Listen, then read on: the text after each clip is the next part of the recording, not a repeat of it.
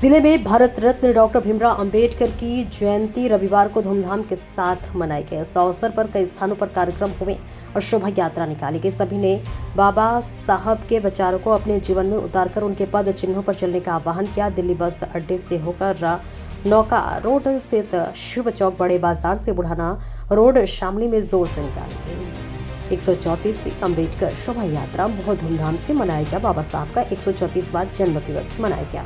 देखिए शामली से उमर अली खान की रिपोर्ट।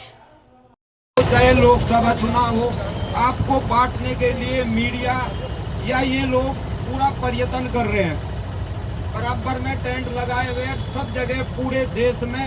ये आपकी वोट पे नजर रखे, इसके अलावा आप में से हम में से इनको बदबू आती है और कुछ नहीं है इनके पास।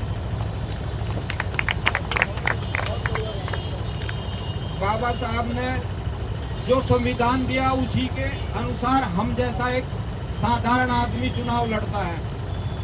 अगर ऐसा ना होता तो ये सारे सरमाएदार ही राजा होते।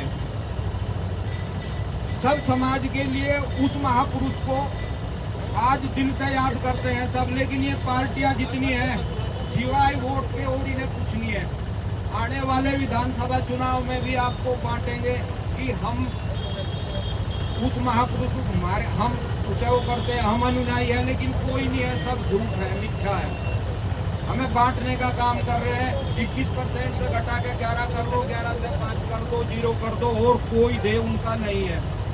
भाइयों, आने वाला कोई भी चुनाव हो, चाहे सभासद का हो, चेयरमैन का हो, केवल बहन जी हमारी नेता है और दूसरा कोई नहीं। सब लोग बांटने के लिए आते हैं। इसी बात पे मैं अपनी बात खत्म करता हूँ। जय भीम, जय भारत। बहुत बहुत धन्यवाद। और इतिहास में दर्ज हो गया। आज इस मौके पर बहुजन समाज पार्टी के द्वारा बाबा साहब के बारे में मुझे इतना पता कि उनके संघर्षों की वजह से आज हम यहाँ कुर्सियों पर बैठे हैं। अगर बाबा साहब ना होते तो हमारी दयनीय हालत थी क्या थी वो सबको पता।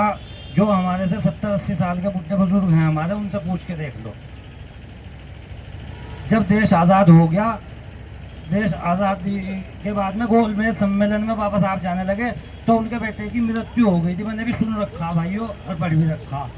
तो उन्होंने यूँ कहा था अपनी वाइफ से कि मेरा बेटा तो और भी आ जाएगा। मैं 1 लाख करोड़ों जो मेरे बहुजन समाज के लोग हैं जिनको परेशान कर रखा इन लोगों ने, तालाब में भी पानी नहीं पीने दिया जाता, घोड़ी पर नहीं चढ़ने दिया जाता। ये तो आज की पोजीशन है कि मेरे भाई, तो ये जो भी कुछ हमें दिलवाया हुआ है हक, वो बाबा साहब का दिलवाया हुआ है। और तो मैं सीधा आदमी हूँ, पहले ही बता दें, मैं वक्ता नहीं हूँ, गाँव का आदमी हूँ, बहुजन समाज से जुड़ा हुआ हूँ। भाई सुनील जाटव जी हमारे साथी हैं। और अगर अब भी ना संभले ए मूल निवासी भाइयों, तुम्हारी दास्तां भी ना होगी दास्तानों में। जय भीम, जय मूल निवासी, जय संविधान। जो भी बाबा साहब का ये की देन है। अगर आज हम अच्छे कपड़े, पैंट सूट में अच्छे टाई लगाकर हम शहरों में आकर मुंह घूम रहे हैं, ये भी बाबा साहब की देन है। और साथियों, जहाँ पर कुत्ते बिल्ली पानी पी सकते थे वहाँ पर हमें पानी पीने का अधिकार नहीं था। लेकिन धन्य हो बाबा साहब, आपको, आपने इतना बड़ा छोड़कर तो पानी छोड़ दो, आरओ का पानी पीने का काम मेरे भगवान आपके द्वारा किया जा रहा। तो मित्रों, दोस्तों, बाबा साहब को कहने के लिए बहुत कुछ है। अभी आपके बीच में बहुत बहरूप ये दूसरे संगठन बना रहे साथियों और कह रहे, क्या कहते हैं, अब बाबा साहब तेरा मिशन अधूरा, रामदास अठावले करेंगे पूरा। बाबा साहब तेरा मिशन अधूरा, उदित राज करेंगे पूरा। बाबा साहब तेरा मिशन अधूरा, और कौन, चिराग पासवान करेंगे पूरा।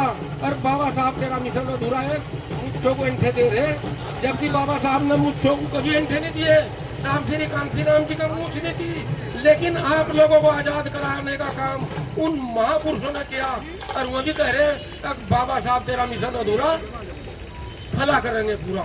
लेकिन धन्य हो साहब श्री कांसीराम जी को, जिन्होंने अपना सब कुछ त्याग कर सम्मानित। साथियों, मैं शादी नहीं कराऊंगा, घर नहीं बसाऊंगा, कोई मेरा बैंक बैलेंस नहीं होगा, शादी मरने में नहीं जाऊंगा।